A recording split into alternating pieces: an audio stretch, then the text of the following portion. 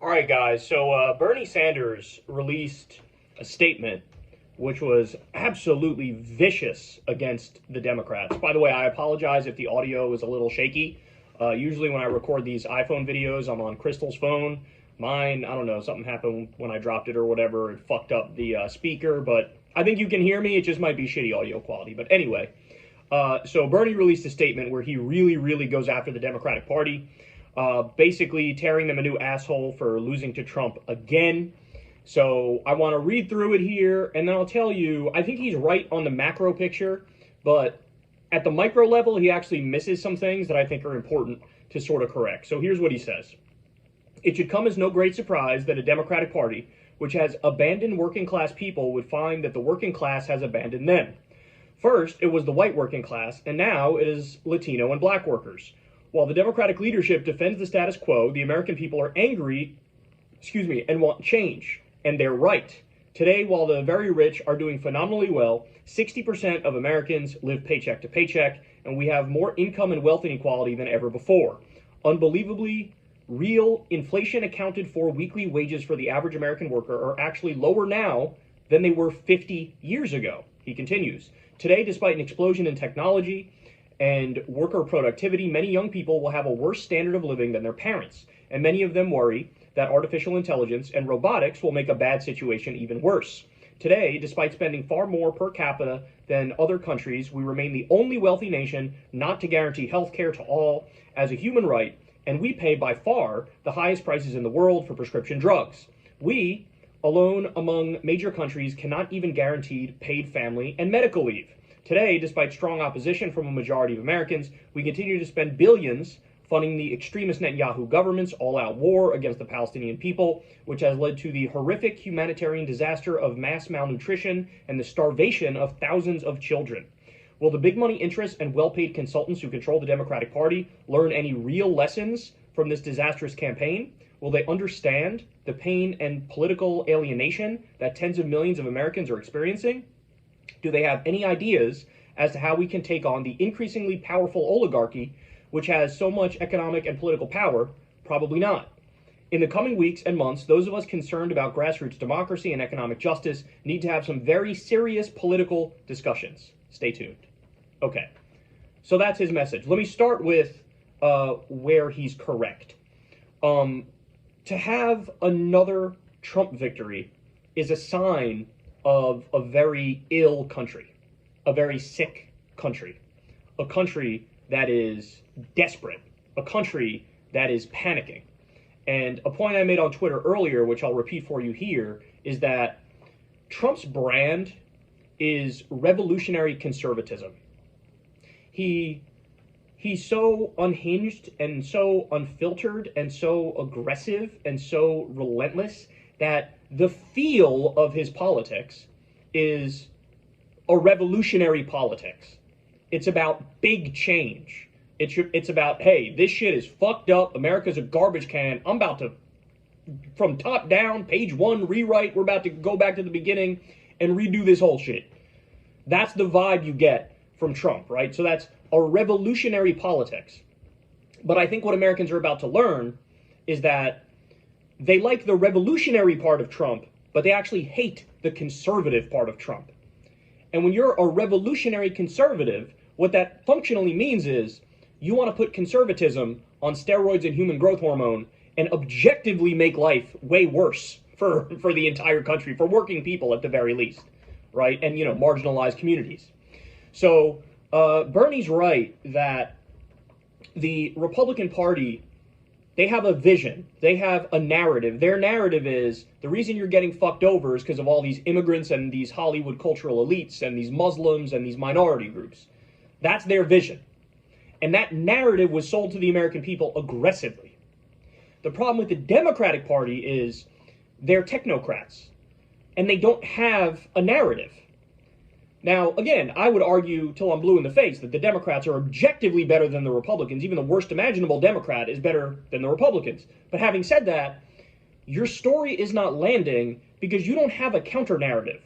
Their narrative is, it's the Muslims, it's the immigrants, it's the Hollywood cultural elites, it's the sexual minorities. These are the people who are holding you back. and putting you down and making your life shitty. The counter narrative from the Democrats has to be class focused and has to be, actually, the problem is not the immigrants, the problem is not the minorities, the problem is not the Hollywood culture elites, the problem is the billionaires and the Wall Street CEOs and the political big money donor class that gives to politicians, corrupts the government completely to represent them and not you. You're not making a lot of money? Well, let me show you who the problem is, right? That's the problem. Your benefits suck? Well, let me show you who the problem is. That's the problem. You have a government that represents Exxon and Wall Street and big banks and big insurance companies and big pharma, and they are not representing you. They are representing them. So you're right to be pissed. You're right to want a revolution, but you picked the wrong targets and you have the wrong narrative. So like, this is Bernie's overarching point. This is his macro point. And he's correct on that. However, at the micro level, he misses a little bit here. And let me explain why. Bernie is kind of pretending like the Democrats didn't incorporate his ideas and didn't do some things that were genuinely, objectively good for people, right? And look, to be fair to him, I think that is why he went so hard in the paint for Kamala and was campaigning for her and was supporting her, is because he knows that Kamala and the Democrats are better. But let's not, like, memory hold the fact that part of this vision, this positive vision for America, was on the table. And it got rejected, right?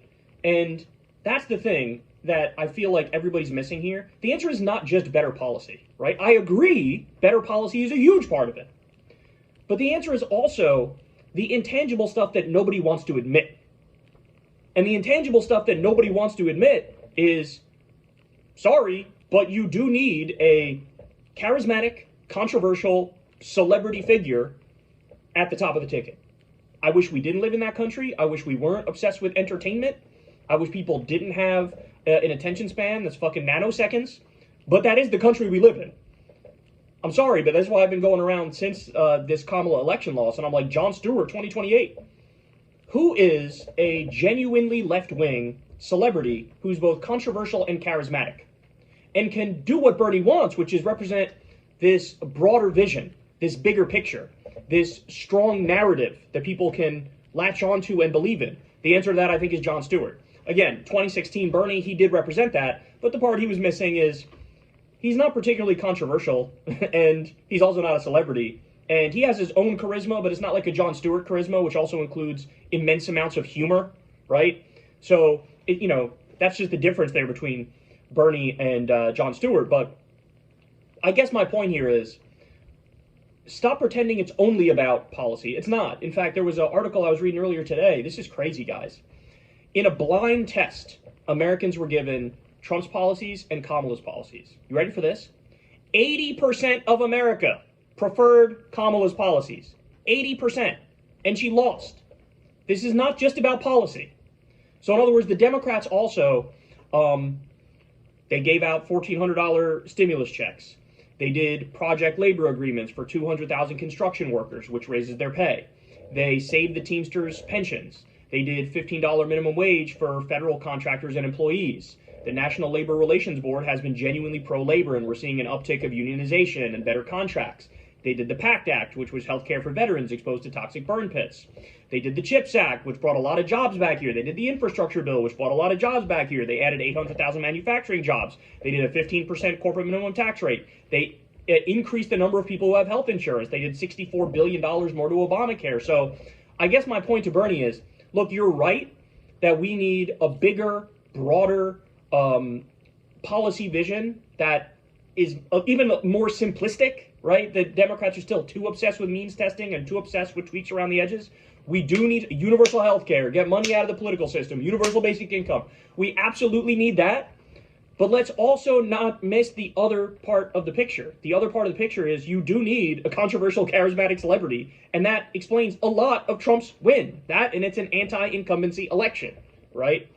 And let's not sweep under the rug, Bernie, that it is true he was incorporated into their coalition. He was. He wrote the original Build Back Better bill. Now, it didn't get passed. You could thank Joe Manchin and Kyrsten Sinema for that. But Build Back Better became the Inflation Reduction Act, which was about 20% of Build Back Better, but it still had good policies, and that wasn't enough. It's not just about the policy, right?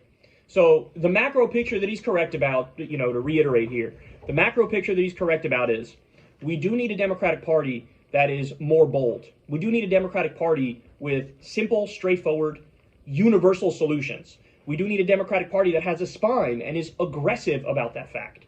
He's right. They need to unapologetically stand for social democracy and help working people directly instead of just the $15 minimum wage for federal contractors and employees. They should have done $15 minimum wage across the entire country, right? He's right on the macro picture.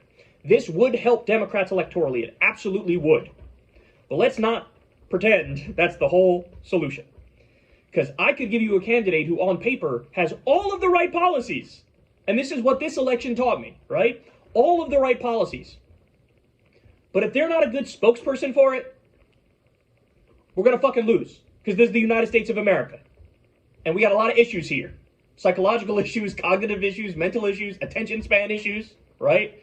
And so it needs to come in the package of a controversial, charismatic celebrity. I would say celebrity is maybe the celebrity part is not absolutely necessary, but controversial and charismatic, wakey wakey. This is the new era, bro. This is the new era. This is the social media era. You see the fucking idiots who are getting famous these days, people like Aiden Ross? Like, what are we talking about here? That dude became famous.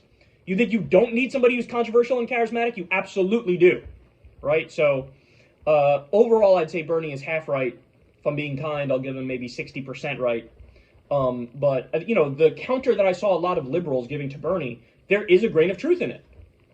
The counter from the liberals is like, why are you pretending like Biden and Kamala weren't the best for labor in our fucking lifetimes? They were. Here's a list of the good policy things they did. Here's a list of the good policies that Kamala ran on, right? $6,000 child tax credit, for example. Reducing medical debt. Picking as her VP, the governor with the best record in the country who does all the things Bernie wants. Paid family leave, paid medical leave, free school breakfast and lunch for kids, right? A massive infrastructure bill, fought for higher wages for people. Let's not pretend like even if you flipped the ticket and had Tim Walz at the top and Kamala underneath, would that have been enough for the Democrats to win the election? I want you to seriously answer that question. This is coming from Tim Walz, #1 biggest fan right here. Would that have been enough for the Democrats to win the election? This election, where they had 100 days to put together a campaign and try to beat Trump. If it was Tim Walz at the top of the ticket and Kamala Harris at the bottom, would that have been enough? If you're being honest with yourself, the answer is no. The answer is no. So I'm sorry, it is not just about the policy. He's correct that we need that broader policy vision, and we need that narrative that goes hand in hand with the policy. That's what really drives the policy home, is the narrative as to who's really fucking you, who's really the enemy, right? We need that. But I need everybody to stop ignoring the psychological aspect of this and the PR aspect of this. And that in today's day and age, with our shitty fucking attention spans, you need a controversial, charismatic celebrity to get the message home. And we don't have one of those. We don't have one. Well, the answer is Jon Stewart, but for the love of God, I want everybody listening to this, pester Jon Stewart to run for president. I've already tweeted it at least 2 times. I'm going to probably tweet it fucking every week from now until the next election starts. That's what I want. I mean, basically what I'm saying is you need the Democratic version of Trump, right?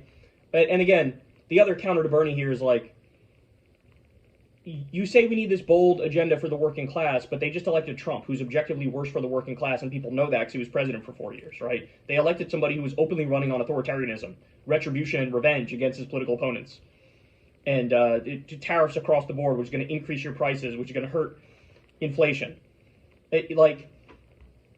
You can't say the whole picture is just policy when Americans objectively went for the more anti-worker person. So it needs to be a deeper analysis, right? And to me, the deeper analysis is he served red meat to his base relentlessly, and Democrats don't do that, or don't do that nearly as well, right? And so you need to serve red meat to your base relentlessly. You need that broader policy vision. You need that narrative too. But then you also need the controversial, charismatic part is inescapable. Just inescapable. You could try to get out of it. It ain't going to work. It's not going to work. If you have a boring son of a gun up there, son of a gun, what am I, 58 years old? If you have some boring asshole up there delivering the message, even if the message on the policies is correct, it ain't enough. And if you don't tie that policy to a narrative, right? Trump's narrative is, I'm the only one who can save you. I'm going to make America great again. The deep state is standing in my way. The Hollywood cultural elites are standing in my way. The immigrants are standing in your way. I'm here to fight for you. We're going to make America great. And some people hear that and they're like, I guess we're going to make America great, right? So you need that counter narrative. And it needs to be delivered in the right package. So again, Bernie's about half right. He's right on the macro picture. But in the micro picture, he does miss some stuff here. And I need everybody to sort of digest that. Because I don't want to have to... Now I think the lessons are kind of clear, and I don't want to have to learn them over and over and over and over and over, and Democrats to be fucking chasing their shadow from now until the end of time while fascists keep winning, right? So, anyway, there you have it. Let me know what you guys think below.